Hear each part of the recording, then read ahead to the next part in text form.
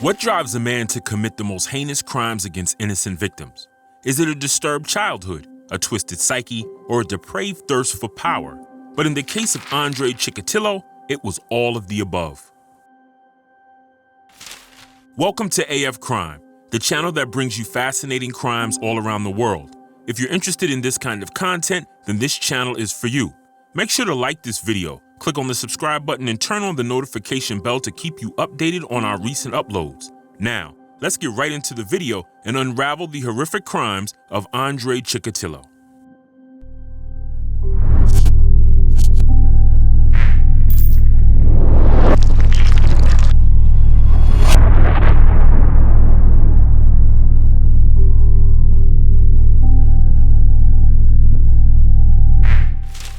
Andrei Chikatilo was born on October 16, 1936, in a small village of Yablokne, Ukraine. The village was situated in the heart of rural Ukraine in the USSR. Andrei's birth came during a period of great turmoil for the country, as Joseph Stalin's forced collectivization of agriculture had caused a devastating famine. Crops were taken from farmers to be distributed to other cities and countries. But the government took too much and thousands of people starved to death during this time. At the time of Andrei's birth, the effects of the famine were still widely felt, and his upbringing was marked by extreme poverty and hardship. The family didn't have much to eat, and the situation was made worse when the USSR entered World War II against Germany.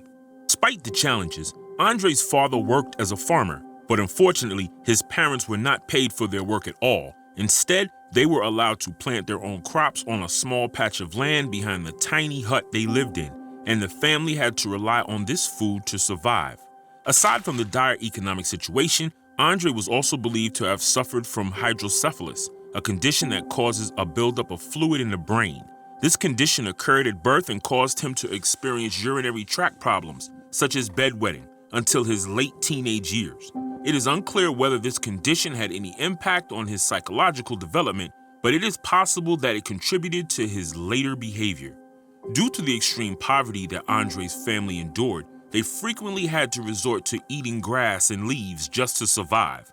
Andrei's mother revealed to him that she had an older brother named Steven who was allegedly kidnapped when he was just 4 years old. However, since this event occurred before Andrei's birth, and given the circumstances of the country at the time, it was impossible to verify whether or not Steven actually existed. Andrei's childhood was marked by fear, hunger, and uncertainty. However, things only got worse when the war ended and his father returned home. Andrei's father was traumatized by his experiences in the war and struggled to adjust to civilian life. He became increasingly distant and abusive towards his family, often taking out his frustrations on Andrei. But in spite of his difficult home life, Andrei managed to excel in school. He was a gifted student and showed a particular appetite for mathematics and science. However, he was also bullied by his classmates, who taunted him for his poverty and his father's cowardice during the war. As Andrei entered adolescence, he began to experience sexual fantasies and desires that he found both confusing and terrifying.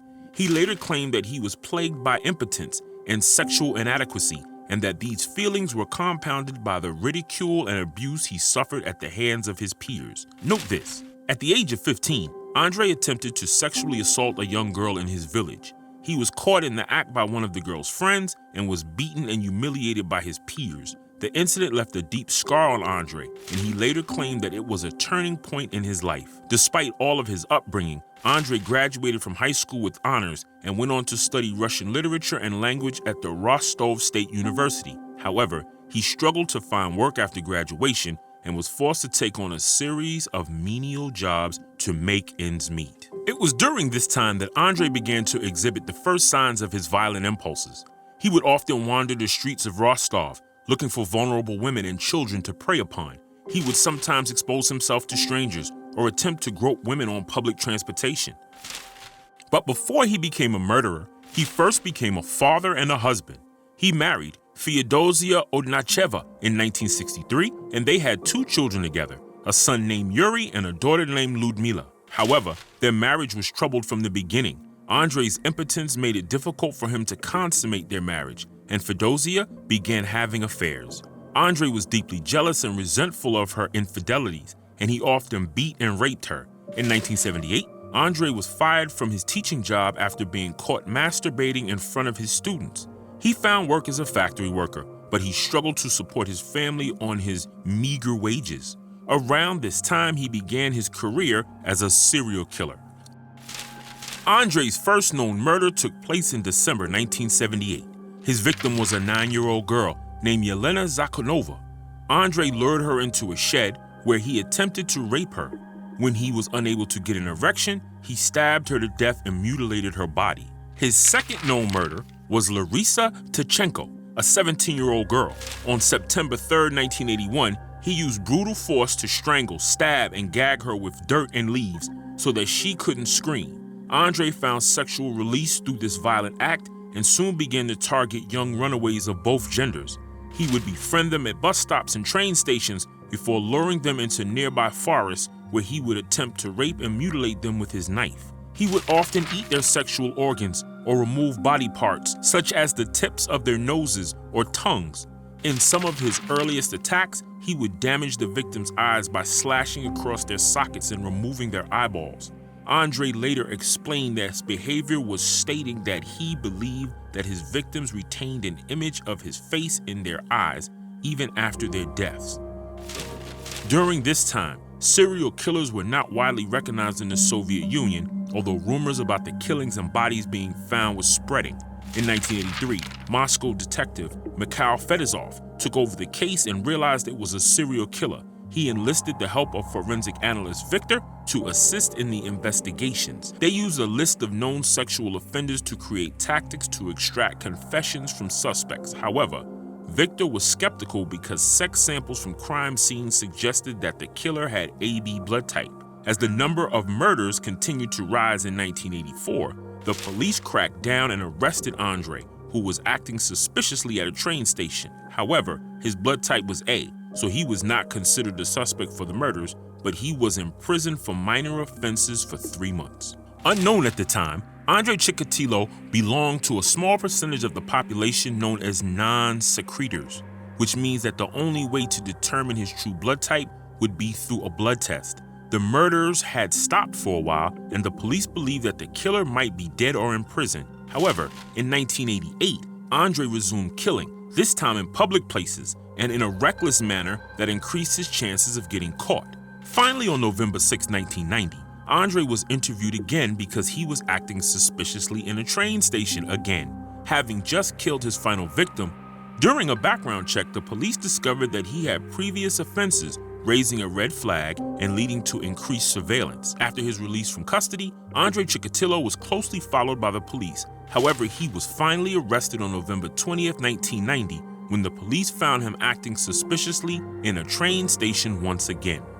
Upon being taken into custody, he refused to admit any involvement in the murders. Subsequently, a psychiatrist was brought in to interview Andrei and learn about the mindset of a serial killer. The psychiatrist claimed to be working on a book, which was a lie, but Andrei was amused by the idea that the psychiatrist was writing a book about his life. Therefore, he began to divulge every little detail about his life and his murders. Through these conversations, the psychiatrist was able to gain insight into the mind of a serial killer, which ultimately helped in the investigation and prosecution of Andrei Chikatilo. Despite his confession, Andrei still tried to deny his involvement in some of the murders, but the evidence against him was so overwhelming. In 1982, he was convicted of 52 murders and sentenced to death. His execution was carried out in 1994, and he remains one of the most notorious serial killers in history. The case of Andrei Chikatilo serves as a reminder of the darkness that can lurk within human beings. By studying his actions, we can gain a greater understanding of the psychology behind serial killers and work towards preventing similar tragedies in the future. Let us honor the memory of the victims by never forgetting their stories and working towards a safer, more just world. AF Crime strives to bring you more such cases, so if you are interested, do subscribe to our channel where we bring you multiple videos per week, and don't forget to click on the bell icon to receive notification whenever we publish a new video. Till the next case, and thanks for watching.